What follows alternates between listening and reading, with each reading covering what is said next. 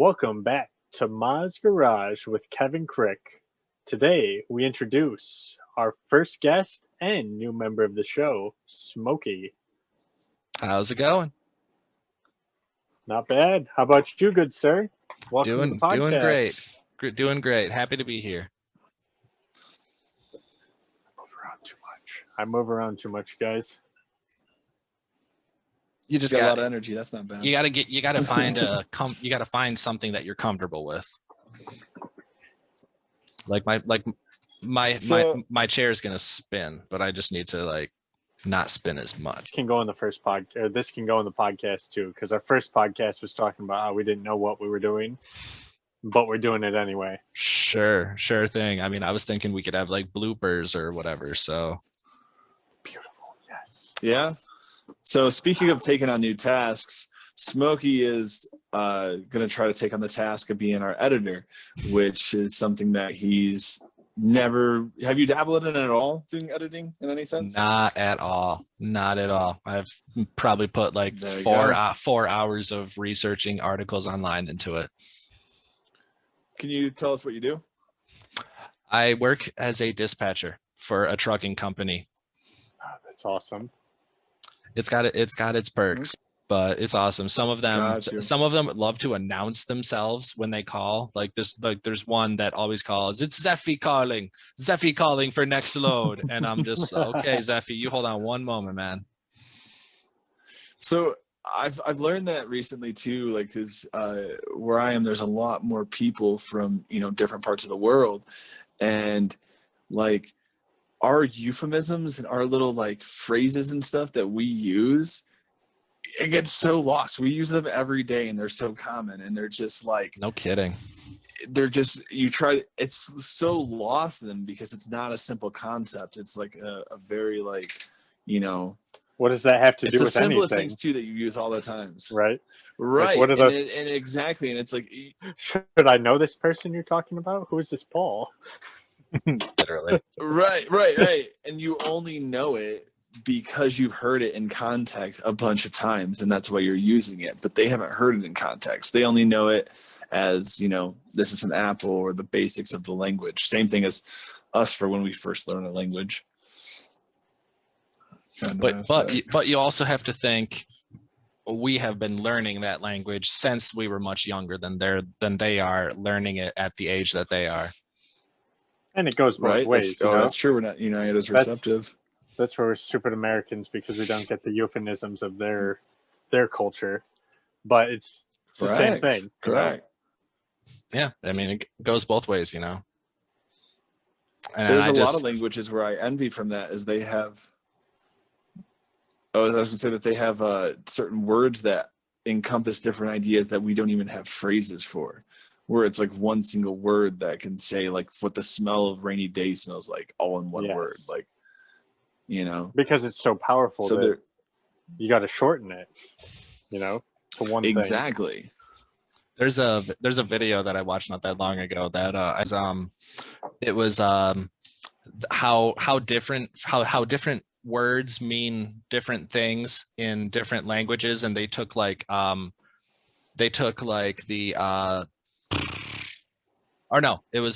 something along those lines. Basically, what things mean in America, and then what things mean in England. And they used stuff like chips, stuff and football, and they did eggplant and some other. Oh yeah, what's the word for eggplant? It's parpa. It's a really interesting word, paprige or something like that. Do you remember what it was? I've never heard of that. They say I had to look it up because I heard it in a show. We say aluminum. They say aluminium. Dude, it makes total sense though, because you look at the rest of the periodic tables, everything is that sound. So why did we pick on aluminum to make it not everything else? We just, that's just how it's used in our culture, but it's legitimately it's aluminium. Aluminum. But that's technically a basic fundamental element. And if you look at like 90% of the elements on the periodic table, they all end with that IUM. Oh, absolutely. And we say all those right. So why didn't we say that one right? I don't know. But so it's rebels. Like lithium. Gallium, lithium, yeah. Gallium. Radium. Eggplant is an aubergine. An aubergine. That's what it is. The craziest concept of that is that's literally translating English to English, though. Literally. My God, right. I almost want to like color. Look at the word color. Look up this video again because it was it was funny. Like, you know what I mean? When you get to other languages, it's even worse. You know what the word Nova means in Spanish? Like the Chevy Nova? I do not. Nova means doesn't go. How would you like to buy a car that's name literally translate to doesn't go? Yeah, somehow Chevy did it. Probably see a bunch of them in Cuba. Those guys have like a bunch of old US made cars that are in mint condition. Because that was the last time we traded with them. I see. Now I want to know where Nova's actually from, where they actually got it from. Nova? Like, yeah. And why for the car? Like a supernova, man. It was the 70s. Somebody did I was gonna say saw a supernova and said, I've got the car. Supernova, man, it's so powerful. it's you know what a supernova is? Like you could drive one. Yeah. That's exactly how it went. The Chevy board of directors. Nova. Supernova. The super no-go. The super no-go. The super no-go. No, it don't go. It do not go. It really don't go. Like Superman level don't go. Words are funny, man. Like, faster than a speeding bullet if the speeding bullet had already stopped. That's what I need. Oh, you have it like supported by like a book or something? I do. It's a notebook, and I've been taking notes on stuff like this week. Yeah, you just gotta figure out on the words. Yeah, that's weird too. That's man.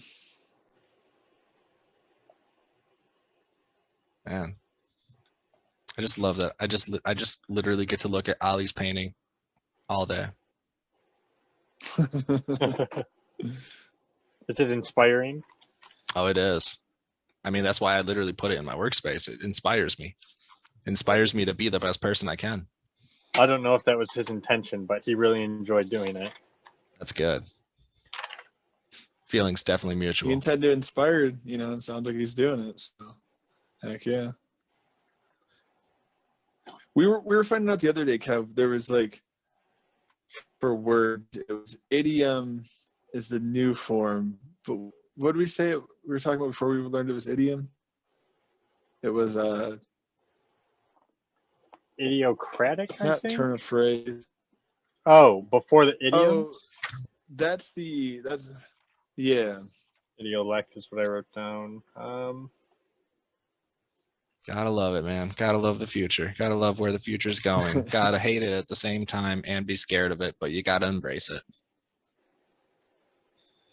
Yeah, you gotta change with the times. Really, if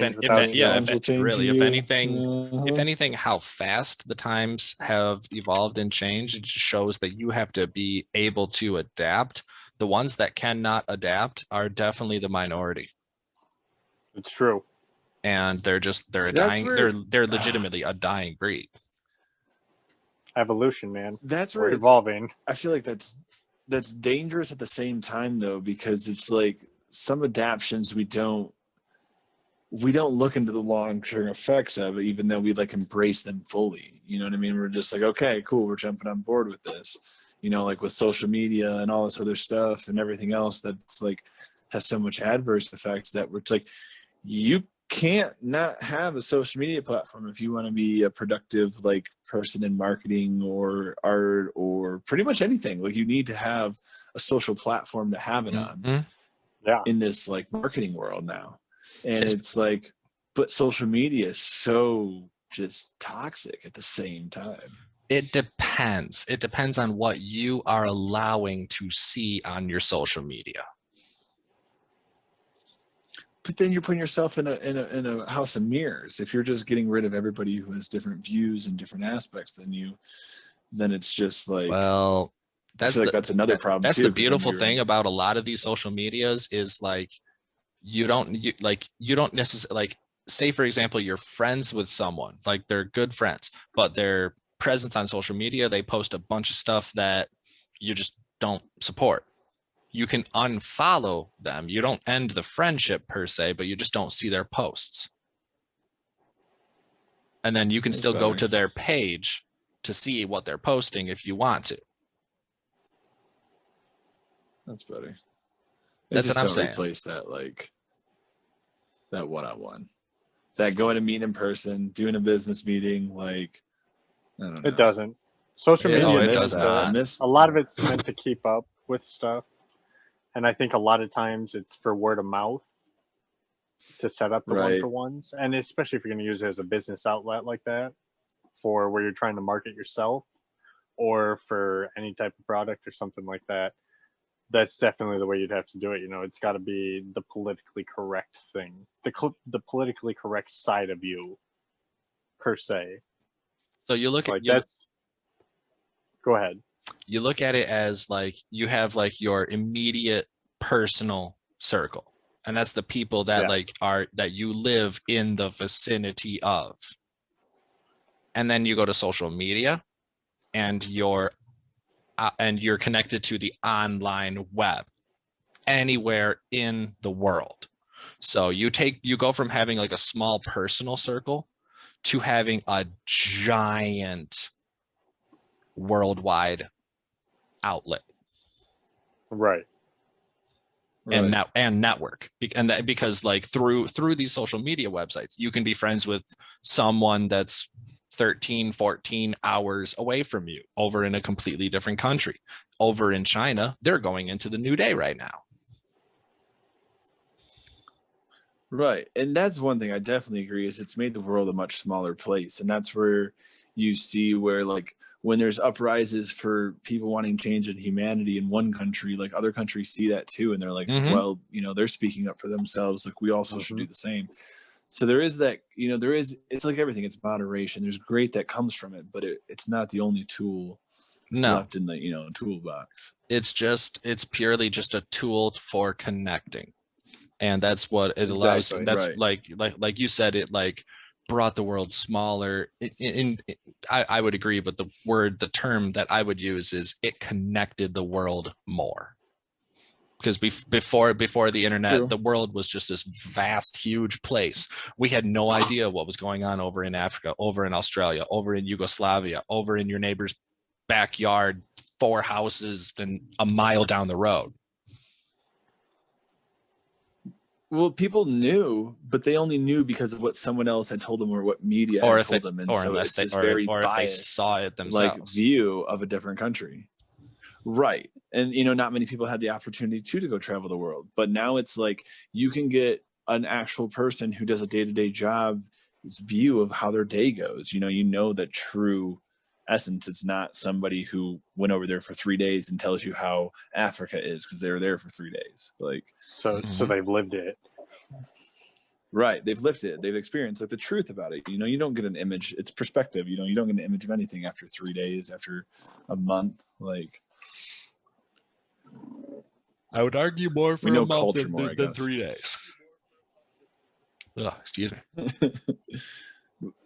But a year's better than a month, and 10 years is better than that. Yeah. 10 years is a commitment, though. 10 years is a commitment. It's a tenth of your life. It is. It depends. You can live past 100 now. Figuratively. I mean, at the rate that we're going, give it like 50 more years, and we're going to be more robot than human.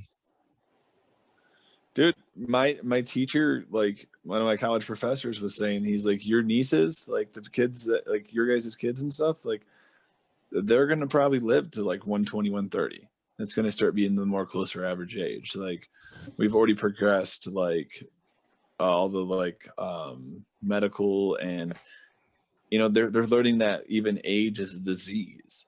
And so if they were able to crack that and solve the disease of age, like when do you stop working? When you just don't want to no more? Like, I don't know.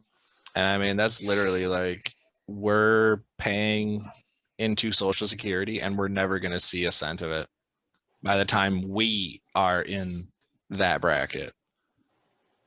It'll long be gone. And somebody told me, some old person told me that they were threatened that they said, don't worry about that because we were threatened that our Social Security would be taken away too, and it never happened. But with it too, is it's like if they're curing the aging process, you're not going to degenerate. So you can keep working, you can keep doing new stuff and giving back to the society, and it's like your body's not going to deteriorate if they solve that problem of actual age, so you won't have to depend on others. That's very true. It's a weird thing to think about. Oh, it Probably is. use an AI to help us solve it, and it'll purposely kill off the humans, and then there'll be the machine uprising. I feel like I've seen this in a movie somewhere. Slowly working to the implants. Yep. It's crazy to think about, though. Well, and it's crazy that we don't know more about the human body. I mean, we could tell you every tiny thing about every element and all these animals and everything. And I mean, we know a lot about the human body, but if we know so much about chemistry, why haven't we remade human organs before? Why can't we break that down into like its main, what makes it up? How is it made? I think and we can understand how it's made, but we can't recreate it. Yeah. We can make them reproduce themselves. We do have artificial organs. Nothing.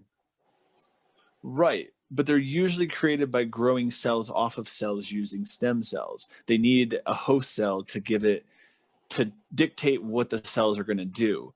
But we aren't able to just go, hey, I've got a little of this chemical, this chemical, this chemical, this chemical skin. You know what I mean? We're not able to start with just basic components and make it. We have to take a cell, get it to duplicate it by feeding it stem cells and feeding it proteins and different things like that. And then over time, it can turn it. That's how they're doing the artificial meat and stuff too, is through that similar process. Yeah. I mean, just using different processes. Absolutely. So we could do that down the road if we could control and tell those cells what to become. Like if we can learn how to tell them what to do, but we don't know how to tell them what to do yet. Well, to my understanding, at least, maybe we do. I don't know. Yeah, I mean, it's not like we're not at the point where we can truly manipulate all the cells in our body, which we have millions of cells in our bodies. Yeah. So it'd be insane. And they're getting close to that with CRISPR and stuff too, though, where you can nip that shit in the butt and you nip your genetics in the butt.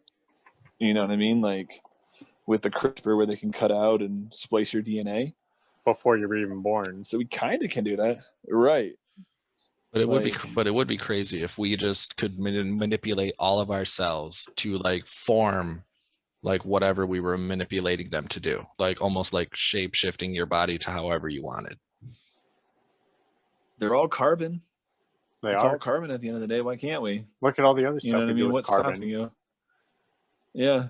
There was one of my exes.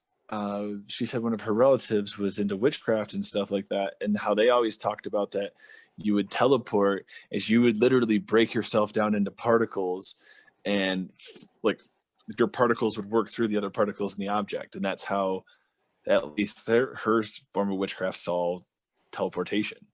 It's literally breaking yourself down and moving through something.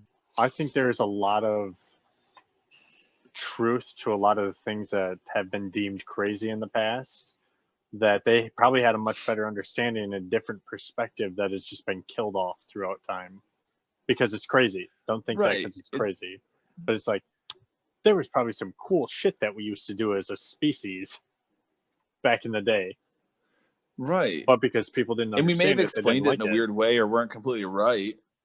Exactly. How much has been lost already to time, you know?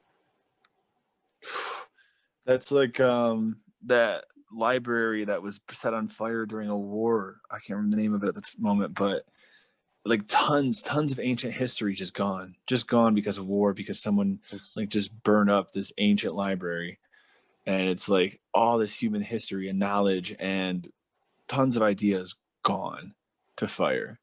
And that's just like, oh, it hurts. It's thousands of years ago and it still hurts me. I just feel it like right here. And it's just, I don't know. You ever feel like that? Like knowledge is so precious. That's a prophecy of the human race. We think we're gonna be around forever and we'll just be up in a puff of smoke. Dude, we do it. So it's the same thing you see on a school ground. You know, like when like somebody's sitting there building a really nice like sandcastle or something like that. Someone else gets jealous and has to come over there and destroy it. You see that time and time again. Like jealousy causes people to like halt production, and it's or because somebody wants more, because someone needy is greedy, and it's like,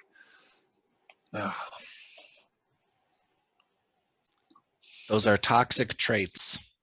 They are. They're systemic, though. They stem from the ground up. I mean, the fear of somebody being better than you at something causes that jealousy. I don't know why that's a thing. Well, why are we scared of people being better? That's for people that value. That's for people that go off of what other people's opinions of themselves are, and actually worry about controlling what other people think about them, when it's not something you can control. All you can do is just be the best person that you can do. Like you said, like it's your actions, like just act how you want them to perceive you as, and then just be a person, be a good person. If you want them to perceive you that way, you obviously want to be that way, right? So just do it then. Yeah, do it. You're going to be happier yourself. Be the person doing what you want to be. And that's actually something that you could, like, your own personal actions is the only thing that you can control. Yeah. Right. Even especially when people go to blame people for stuff. There's only one person to blame. You made your own decisions. Literally. Even if you didn't make a decision, that's a decision. You chose not to make a decision, so one had to be made in place. And if you chose, something's got to be done. We can't not do anything. If you chose to put all of your faith in this one thing and decided not to have a backup plan, that's your fault for not having a backup plan. And then what did you learn from this for the next time? Have a backup plan. That's all you can do. Lessons learned. Important. You have to learn a lesson. Because if you don't learn a lesson, you think there's nothing wrong with you. Absolutely. And I'm not saying there's nothing wrong with nobody. Nobody's perfect. We're always all growing. We're always all learning. We're all just playing the part, pretending like we know what we're doing until we kind of things happen and we do start to know what we're doing. Right. As much to gain understanding. That's where me and my mom were having this conversation today about this, with like the different types of management that you run into. And like there's two different styles that you normally see with managers. You have the first kind of manager who is like very sheepish of teaching anybody too much because they don't want someone to take their job. They want to teach people what they need to know to be useful to them, and that's all they're going to ever know. And it really stifles things, because when that person's gone, then no one else can do the job. But then you have another type of management that their goal is to make people that surpass them. Like that's the next generation. They train them so hard that they want them to overshadow them and take their place. And it's like, that's the mentality you need, is like, you should want to instill into other people, like make them better versions of themselves, be a better version yourself to inspire that in others. And if they surpass you, you did a great job as a leader because you pulled out potential in them. You know what I mean? That they like executed. Like everybody has potential, and it's just giving them that opportunity to shine it instead of, suppressing people. Like that's just not the method to do it. If I had to pick a meaning of life, I would say it's to learn and grow as much as you can while you're here. And the best way to do that is by sharing with other people. I've learned that the most just from having kids. I learned more from my 4-year-olds than I remember learning in all of elementary school. Granted, I know I learned how to read and write in elementary school, but these guys, maybe it's just because I'm more older and mature enough to understand that I don't know some of the questions they're asking me, and they're kind of like big questions, or it's things that are just common sense, and it's like, why is it common sense? And you have to stop and actually think about it. You know, I don't have any good examples off the top of my head, but like, why is the sky blue? Why is clouds? Why? Like, even with a the scientist, if you ask curiosity, why yeah. enough times, right? Like, you can pause it. It's like, well, just cause it just is, and it's like, there's no, nothing it's not wrong just with is. being That's curious. not how stuff is. You should not be Exactly. afraid to be curious. You should not be afraid to ask questions. And I feel like a lot of us are, well, quit asking so many questions. You know, that's kind of how it is. Do your job and shut up. I think the context depends. In what sense? In terms of asking questions. I think if you don't ask questions, you don't learn. And in our society where people are asking less questions, they are learning less as a result. It's true. And do you feel like it's because people don't want to learn, or it's because they're afraid? What? I don't know. Me personally, I think they're afraid to learn. I think once they get to a comfortable point that they don't want to embrace new knowledge, but realistically, they don't want anything to rock the boat. And like, while we're talking about like meanings of life, we may know a lot, but we will never know everything. No, exactly. And so there's never a stopping point. And you're going to have people that are going to be a completely different mindset from that are going to believe that they truly know, and they know the best of everything, every topic. You're going to have people that are the opposite. You're going to have people in between. It's true.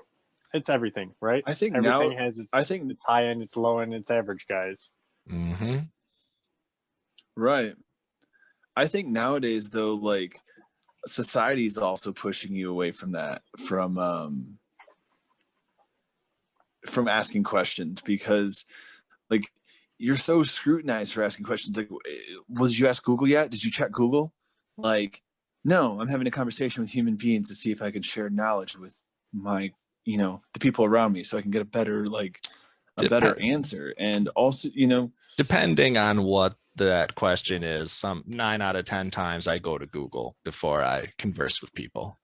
Which a lot of it you can. A lot of it you can. What's the phone number for this place? What time does this place close? Yes, you don't need to have a whole conversation. It depends. It depends on what the basic. It depends on what that information is. No.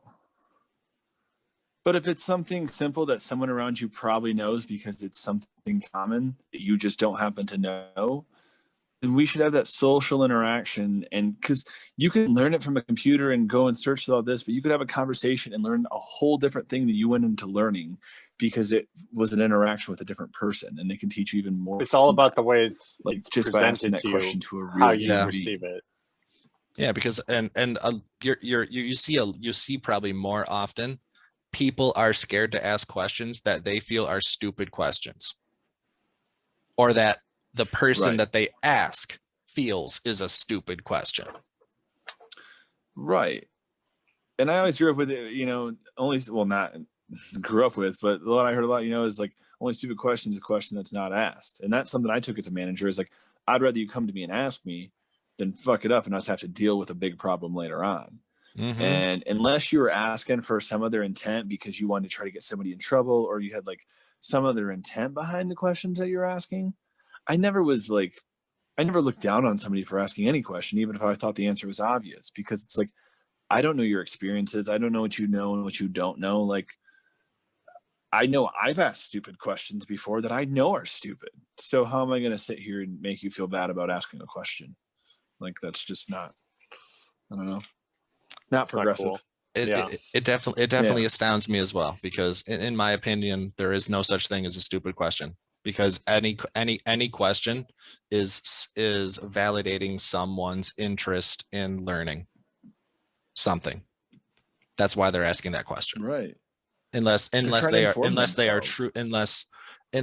is from the opposite spectrum and they are asking a question that you know they know the answer to. They're asking you that question to get your attention. Right. Right. And that is something that needs to be addressed if it is the case. Oh, But, absolutely. yeah. How do you address that though? Because I have that problem with people. I would just, you know, I'm trying to think of I have a good way that to problem say with my it, but 4-year-old. That's a him tough doing one. what That's exactly? that's a tough one. I know he knows what he's doing, but he acts like he doesn't because he wants the attention. So at least that's what I've learned from management. You ask him questions, be like, you know, you kind of let him answer, put him like admit it himself, because you ask him the questions that makes him admit it.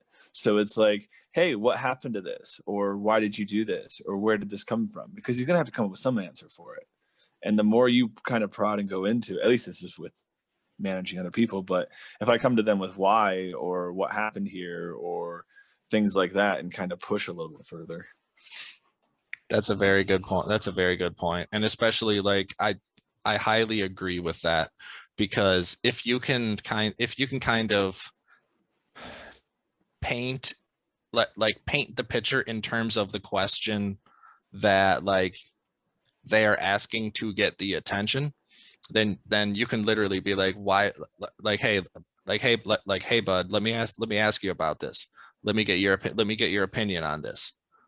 Why why did that, like, and then whatever, even if the person says, well, I don't know, is it okay, like, would you like to know what I believe, and then you can let them know your opinion, and then 9 out of 10 times they'll be able to, like, they'll come up with something that won't be I don't know once they hear something from you.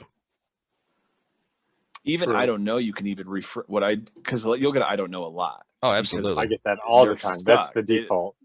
That of course that's the default. Again, you ask the same question in a different way, because the second time they can't, like, it's weird. Like they know. And if you call them out again, it's like, oh, they know I know. And then it's like, okay. And so you ask them the same question in a different way. And sometimes that works. I don't know. That makes sense. Because if I keep asking it in the same way, why would I expect a different answer? Why should I? Right. So why should they expect to give a different answer? But if I take the time to come up to ask a different question in their mind, okay. It's right. funny. That makes sense. But also psychology. Also, stop them from being so defensive. Yeah, they're defensive. If you give them your opinion as an example, and then they say, oh, it's not that at all. Well, how far am I off? Oof. Oh, yeah. I won't talk about it because it's something with work. it really just comes down to knowing how to speak their language.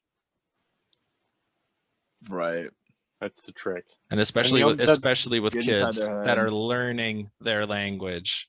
The best way you do that is listening, right? Mm-hmm. That's how you learn the language. Yes. And what I'm learning too is like taking your preconceived notions out of it too. Like we love to go in things knowing that we know the whole situation and how things worked out before we ask questions. And that's one thing I really had to like kick myself back as a manager, is like, I can't go in there knowing I know what the situation is before I've asked people who were there what happened.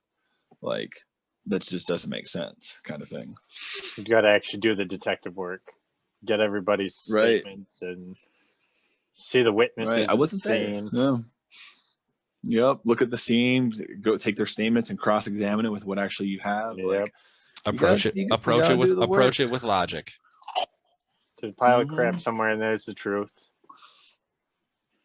These are how my mom said today. These are going to be especially things to remember when your kids start lying to you. Oh my God, I know. I'm not looking forward to it. I like to pretend like it's not going to happen to me. Using these tactics, you'll be able to bust them. You will, and you'll be able to avoid it a lot more because you'll be the open parent that can talk to them and stuff. You know that too, yeah. I don't want to be the parent whose kids don't talk to them and they don't want to ask them questions and they just say what the parent wants to say. It comes from the parents' actions. Puppets. I get that. this is a quote my aunt said to me today that she kind of lives by. She said there's three versions of a situation. There's your version of what happened, there's my version of what happened, and there's exactly what happened. And it's like, neither of us are right. It's an accumulation. It's something completely different. Like neither of us is exactly what happened. It's our perception from our point of view, from what we could hear and what we could see and what we put on it. And it's like, there's a third thing, and that's what actually happened. That makes total sense. Do you think the yours, mine, and the truth, when you think of the yours and the mines, that creates alternate timelines where that actually did happen? I think about that all the time. I'm not even gonna lie. But that's so interesting. Like, oh, especially when I'm smoking my cigarettes and I'm taking my time to just do like some like I'm not gonna not depressing as in terms of like depressed, but like depressing, like venting. Decompressing. Yeah, decompressing. That's the better word to use. Yes. Yeah, like taking some time to decompress. So, and I think about that all the time. Think about like things that happened in the past, things that could have gone different ways. And then I think about like in an alternate universe that would have gone that way, and I wonder what the result would have been, and our universe would be saying. But that's what the journal's for, by the way. You write that shit down. Write down alternate Smokey timeline. I would need a lot of journals. That's one thing that I explored when I was going through. Literally. That's one thing I explored when I was going through some more of my negative times, because like there is so much negative that happened, and like I couldn't focus on anything but the negative aspect. But the only way I was able to pull myself out of that is I was look at what negative happened, and then I keep following it. And I'd be like, well, if that thing didn't happen, then none of that good stuff would happen. So if I go back and get rid of that negative thing from happening, who says I'm going to be in a better place? I wouldn't have that humbleness, that experience, that, that strength effect, from the struggles that you've been through. Yeah, it's like you can't just go back and erase all the errors and solve your problems. That's not how life works. You're stronger because of them. You learn every moment in your life from your experiences. Today. This is literally a quote from your journal. Today was a rough day, but not as rough as yesterday. At least it wasn't as bad as the previous day. Yeah, that's true. And it's the only thing that keeps you going, and you have to change that. Why? The only reason your life is any different day to day is because the decisions that you make. Mm-hmm. Do I get up and go do something I enjoy? Do I go push myself? Do I do this? Like, people let this woe is me, the world is pushing me down. The world's totally screwing you over. The world's always right. It's screwing everybody over. It's slapping everybody in the face. It's cool. Get up, figure some shit out, make yourself happy. The world is not your friend. It's literally trying to just suck us into the core. The world is just a place. It will kill you one day. The world is just a place that we reside in. Mm-hmm. We have no control over anything that's happening. In terms of, unless it's like personal control on like stuff that like you actually do control, like your possessions and stuff, but you have no control over like what your neighbor decides to do. You have no control over like what that person speeding 100 miles an hour down this public road is deciding to do. You can throw something at them like, hey, slow down, but like what's going to happen if you do? And is the risk worth the reward? Is the risk? Yeah, you catch this person off guard. They veer off the road, do a wicked flip in the air, and like hit like a oil trucker, and it explodes and it kills like 50 people because you told that person to slow down. Right? Or they stop. You somehow have an actual meaning conversation with them and can make a point to them that their actions are dangerous and they could actually kill somebody by being careless of others. It could go anyway, but I don't know. You don't know. No one knows. No one really does. But that's just the point, is no one really knows, and it doesn't really matter. No one really cares. Care about what matters and what you can control. Dude, that's the truth, even with creating stuff. Because like the biggest thing I'm running into with all my projects, there's this certain window of time where I go, why the fuck am I doing this? Why am I making this thing? There's no real point to me making this thing. And then I have to go, and you just got to keep going. I don't care. I want to make this. Yeah, thing. I'm expressing, and this is what I'm going to do. There doesn't need to be a point. Right, and there was a point in your mind at one point, and that's why you're doing it. So make a reason. Exactly. Right. Make reason. You're doing it for a reason. Give yourself a reason. You can see what the subconscious mind is doing, because there's definitely things in my own drawings where it's like, I didn't catch that till after that I was doing that, or those things like that. It's the subconscious mind when you're just like letting it go. So you can be other aspects in there. Right. It's almost like what Wally was saying, where you can let your cells do what you want them to do. He was saying change them, but it's kind of the same thing. Like, you're not thinking, and your hand just does what your mind sees. It makes it, you know? That's where I keep having this conversation lately about passion.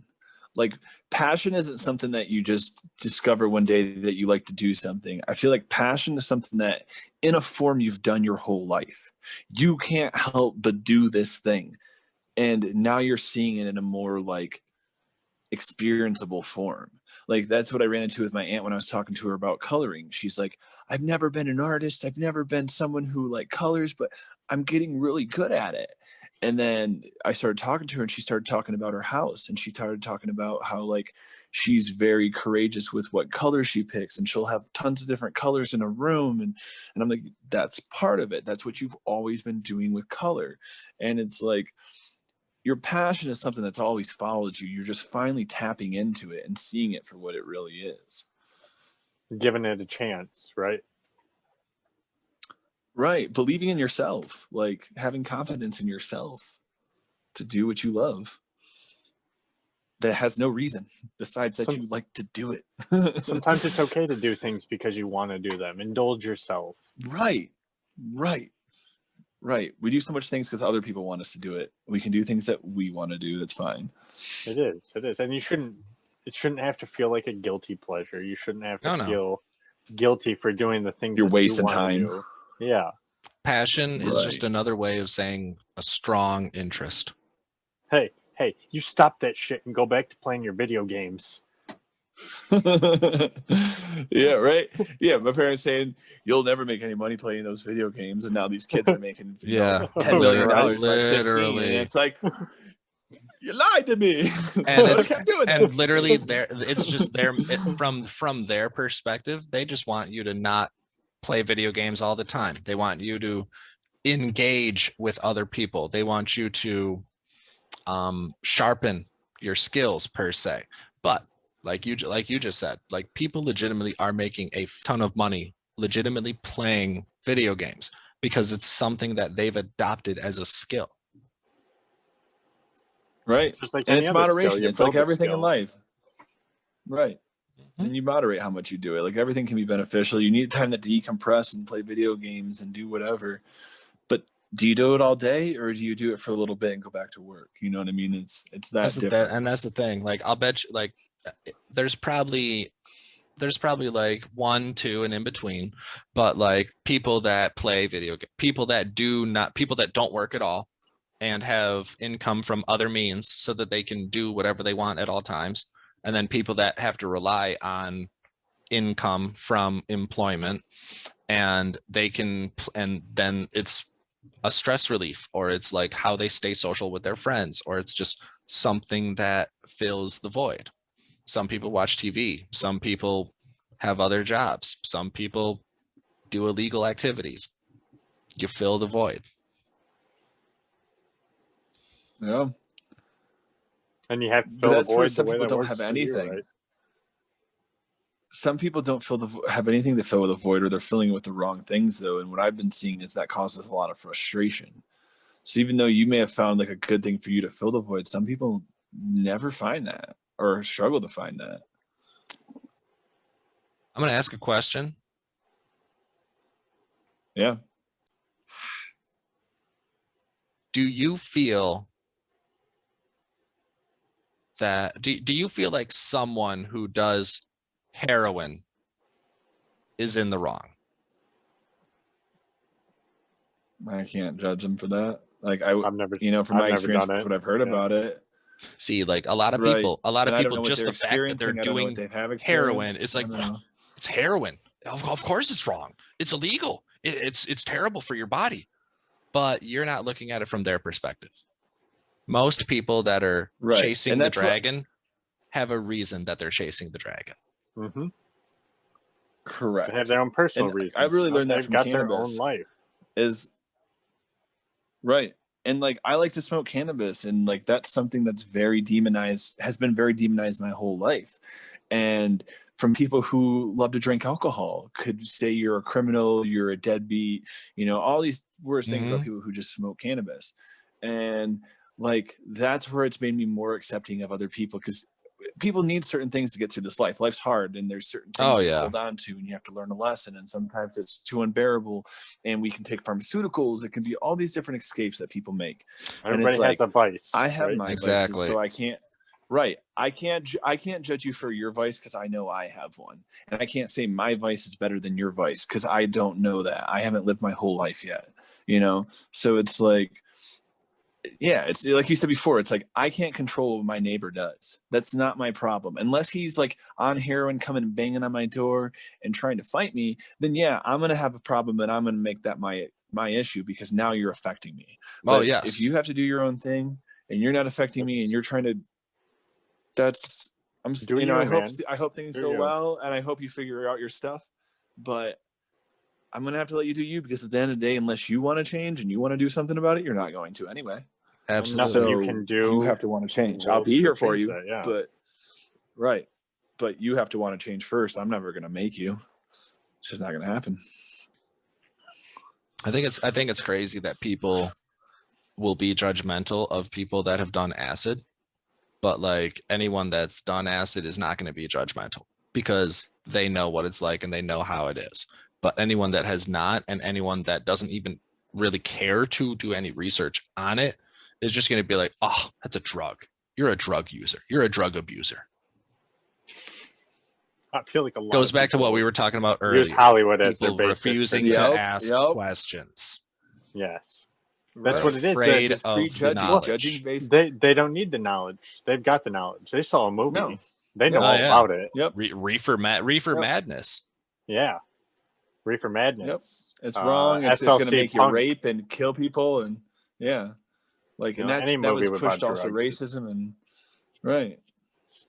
It makes you dumb and stupid, but if you look, some of the greatest minds in society or in like history, it's like there was some kind of drug, like either acid or cocaine or whatever it was something. Even if it was just tobacco, that's nicotine, that's a drug. Like it's a stimulant and a depressant. It's like it's like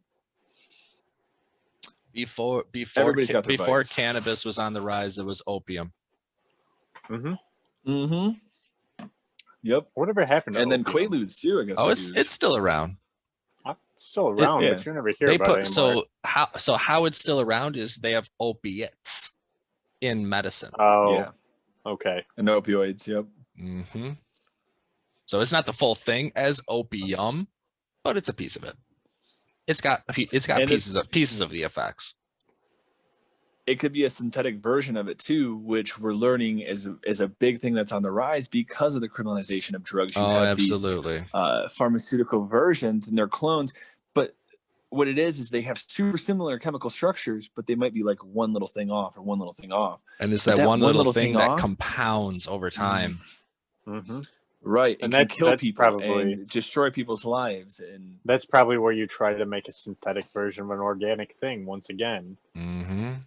Right. What are we missing? There's got to be like one small thing that we don't see to connect those dots. Like the issue of fentanyl that was like going through society in place of I think it was Oxycontin or it was in place of something. I don't remember what it was, but like I just remember like learning how this drug is terrible, like does terrible things to your body, and people were taking it when they thought, I think it might have been cocaine now that I think about it, or something. It was something, but it was a big deal when they found out that like what you were taking was not the drug and it was actually fentanyl.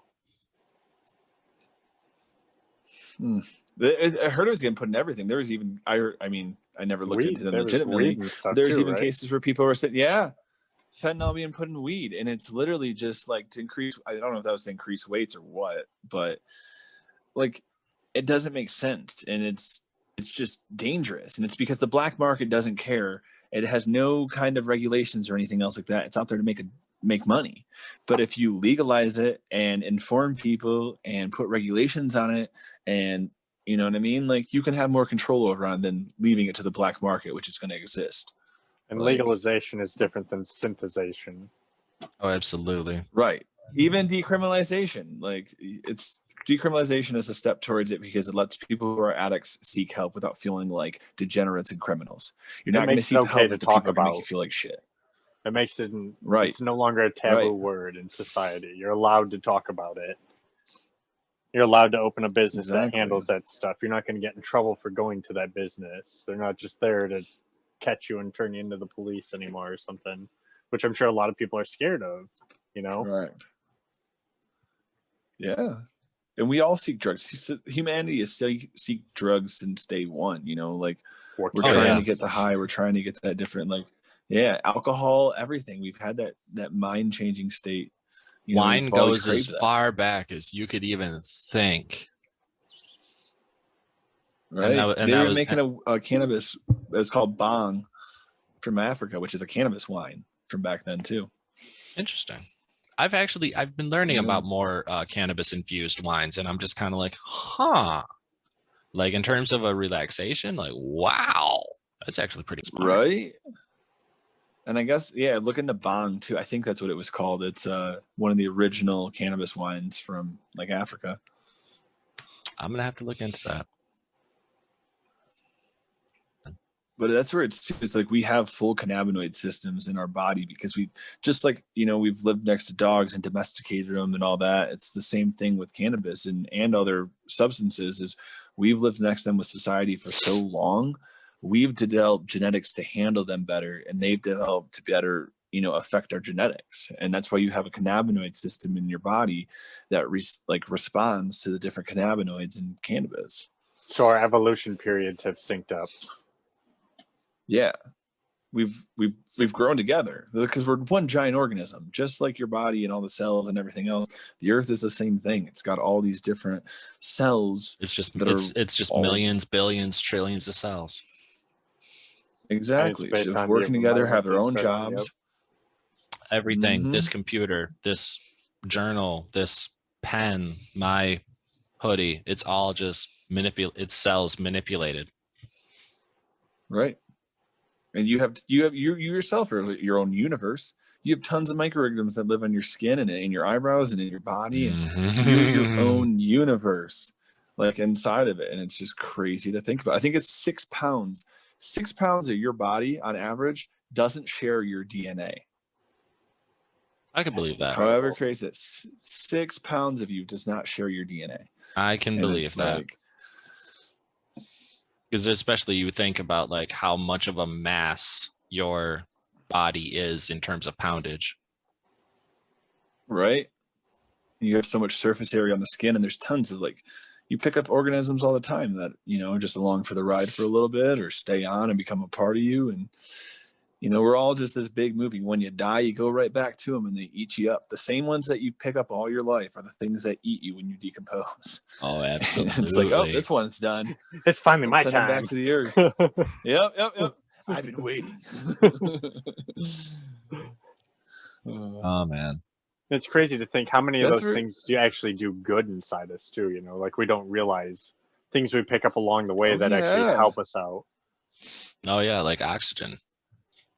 Well, yeah, even that. I didn't think about that, but like the microbes and the weird stuff like that, like they can't all be bad, right?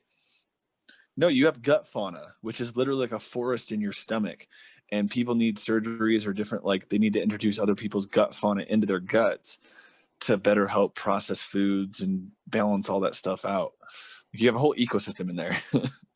I could believe that we have an entire ecosystem, but I also think there's got to be like something to the level of like filters that like these particles go through, and then like the filter stops like the bad particles, and then like the better particles is like kind of like what makes it through in terms of like makes it to your body and actually like helps per se. Well, I think it That's your improves antibodies stuff because So then your it antibodies spits out will the attack stuff you don't those. need as shit, right? Yeah, The stuff you don't basically. need Right, comes your out as antibodies will attack it. But bacteria are smart enough and evolved enough where they can trick your antibodies to make them think that they're normal cells. Oh, And so absolutely. that's where like COVID and different things are like that, is that they've evolved right along with us, and our counters to them, they've been like, oh, well, we could just act like we're part of you until you don't notice, and we've already spread it throughout your body. Like, and that's why it's constant evolution together. That's why it's so important to treat an infection, because if you leave an infection untreated, right, it takes its toll because it tricks your antibodies, like you said. Sometimes I feel like humans are that infection on the earth. Yep. Oh, yeah. Yep. We have no limits. We think everything's ours. We keep expanding and expanding. Like, what's not We've killed infectious off how about many that? different species? Watching Black Clover To claim more resources? They're at a point where like one of the main enemies is like full-blown devil and is like, humans are the scum of the earth. Humans are nothing but evil embodied in a being or whatever. Like they're just talking all this negative stuff, and I'm just like, yep, that's exactly what a devil would be saying. Right. And this is a kid show. Well, if you consider anime a kid Black Clover. Is that an anime? Mm-hmm. No, not always. Not all anime are kids shows. Yeah, not all anime, I can't say, but like this one's supposed to be like a Naruto. If you could say Naruto. That's where I think like everybody's capable of that. Sometimes. Naruto as a kid is a kid show, I would say all the time. Most of the time. Oh, before I chip it in. Yeah, but Chippeden's probably more adultish. That was like, yeah. I'm trying to think what shows we watched as kids, and now they're remaking them. I guess the Rugrats would be a close comparison, but even that was a little far off. Cat Dog, SpongeBob. SpongeBob's been the craze. It's been all over the internet. Well, we can say Karate Kid because now we get Cobra Kai. Shippuden was like Cobra Kai. SpongeBob's a really good example too, because SpongeBob worked on a lot of levels. It can be appreciated by a very young audience, but I've been, for whatever reason, been watching a lot more of like the deep. Like a lot of people break down SpongeBob. Like a lot of people analyze the episodes. A lot of people like it. There's a lot of theories that go into it, and a lot of adult jokes, and a lot of like. There's a lot of levels to SpongeBob, so I think that's a really good comparison. As a kid, you grow to not like Squidward, but then as an adult, Squidward is your favorite. Right. Right. Squidward I saw like a meme gets about it. that, and then it said like that, and then it continued, and then later on you realize you're really this guy, and it cut to like this just random fish that's just driving in his car and then just brushing his teeth. Yeah, Very just like basic. Yeah, just you're not even Squidward. just filling the statistic. Oh man, that show was a trip. I feel like I used to like that show, and then I stopped liking it because someone told me that SpongeBob was annoying. I said, "Yeah, SpongeBob is annoying." I figured we had to be getting close to that. That's where he is. Like he's annoying, but like that's the thing, is he's annoying because he's just trying to have fun and enjoy life and has good intent. Like he's not a bad person. He's not like that. He's literally just trying to enjoy himself and make everybody else happy. And that's why he's so annoying. It's like we don't see it. You wouldn't need to fit in. You're annoying unless you fit in and do what society wants you to do and be a part of it. Otherwise, you're annoying us. And that's annoying to me, Just do the day to day. Just do what you're supposed to. No, I'm so sick of doing the same thing every day. You guys aren't bored yet? Come on. We can edit out we need to do a feed out, or because we need to do this for episode 10. But we need to Plan do openings and endings. I have that in my we need to do an notepad, ending. too. A quote off. Quote off is Just what you said like- last time. Transition. Yeah, that's an We idea for. We said bunch of quotes that mean the same thing. I thought you meant like a quote Do you out. guys want to? Oh, that would be good too. A quote to end it all. Oh, that's great. Do you have one? know that you came you've up been with doing a that. lot about this with words. No. Between you, me, and the But we- bedpost, this was Ma's But garage. it's got. It's got to be it's got to be something about words, consistent. right? Well, no, it's going to be different every time, isn't it? Different quote every time. I don't Yeah, I want feel to like be it should go with the theme. The theme Tom of the Brokaw episode. or something. Yeah, All yeah. right. You know? Well, we're gonna research on like actually like finding a quote that like goes to like a topic. Yeah, and the topics we don't come up with ahead of time, so we're gonna have to do our podcast and edit that in later. I think. We've kind of you talked about having it about Or- language like a week ago. And that's what this kind of was about. So you're expecting me to do research for a quote? I guess I should start doing research for some of these topic ideas, just in case we do end up talking about them, right? You already were. I didn't even ask you to, and you already said you're like doing it into like idioms and different aspects like that. So it's like it'll just naturally happen, just like everything else. And if I don't know what to do for a wrap out. We should write. use We your should aunt's actually quote like. this time. It can be different every time. I think we use your aunt's quote this time. Which one?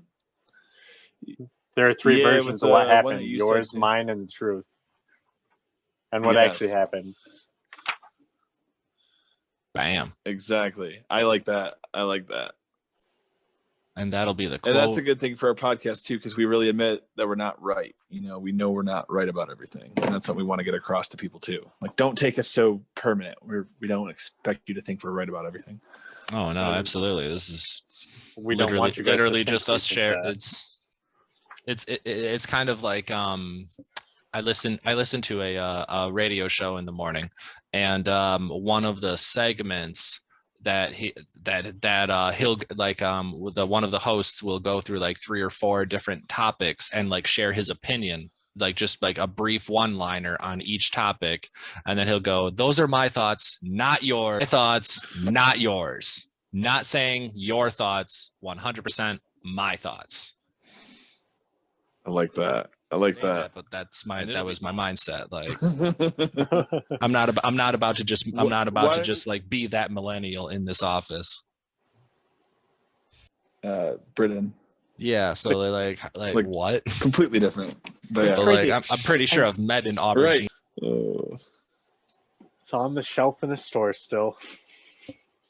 Literally. Jeez. I Man, think the journal that's holding this up is supposed to be saying our real names, but whatever. the Smoky. We'll edit that part out. And some of that's true. It's like you It was bothering me. I was like, I figured you could just edit out the screen and post, so it was a quick note. I figured Because because we could like, do that. I just started. use that as like 2 still kettle. There are didn't, websites that but you can you find a turned it quote into of the that. day. Oh, sorry. I was going to say we're going to have to do. Well, Which this one has been gonna, about wordage and language. We're going to have to. Well, do, I think we're going to have we to. add that in later. So we can be like, well, this one fits here, and this one fits here. Like, we're smart people. We got to Do be we able to any know good? where the quotes are from, though. Yeah, we can just look those up. Yeah. We can just type it in, and then who said this? Sure.